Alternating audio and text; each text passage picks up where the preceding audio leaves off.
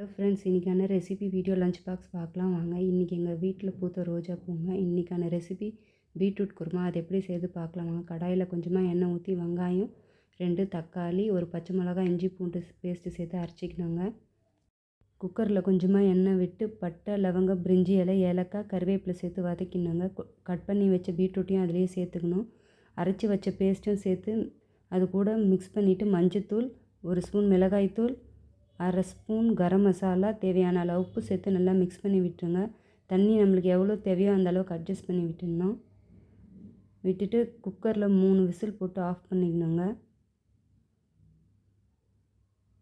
தேங்காவை பேஸ்ட் பண்ணிக்கணுங்க. அதுக்கு தேங்காயில் 1 ஸ்பூன் சோம்பு, 2 ஸ்பூன் தனியா சேர்த்து நல்லா மையாக அரைச்சி வச்சுக்கணுங்க.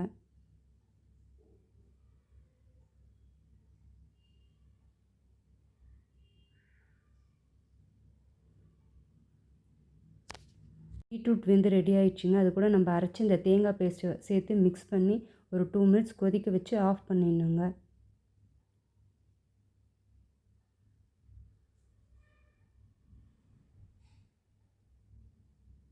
இன்றைக்கான லஞ்ச் பாக்ஸ் பார்க்கலாம் வாங்க. வெள்ளை சாதம், பீட்ரூட் குழம்பு, ரசம், அவரைக்காய் பொரியல், 2 பாயில்டு எக்குங்க, வெள்ளை மூக்கடலை சுண்டல். Thank you friends. Thank you for watching.